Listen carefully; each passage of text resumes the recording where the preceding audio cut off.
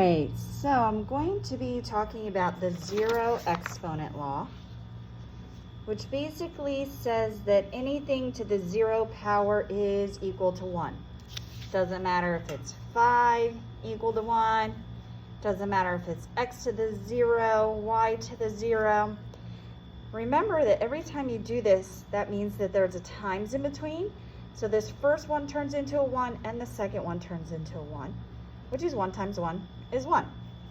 Now usually when you see something to the 0 power, you basically just get rid of it by crossing it off, and I'm going to show you why in the next example.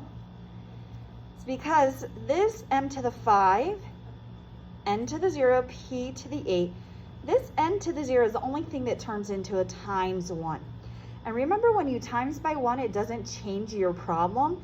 So we basically can just get rid of that because it doesn't change our answer mathematically. You would just have m to the 5th, p to the 8th. Likewise, when I do our E part of our PEMDAS and I distribute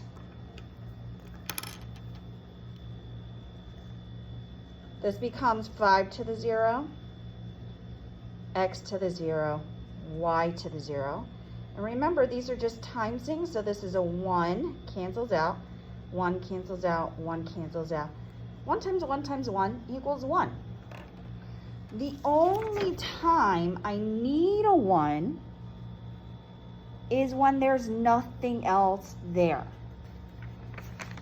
So in this example, I left it as 1 because there was nothing else there. However, in this example, we got rid of the 1 because I had other items in the problem.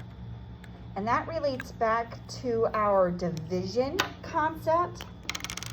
So if you recall, if I have m to the 5th, m to the 7th, we canceled it out. How many are left? I have 2 m's, and where are they left? They're left on the bottom. The only time I needed to put a 1 as a placeholder was when there was nothing left on the top of the fraction.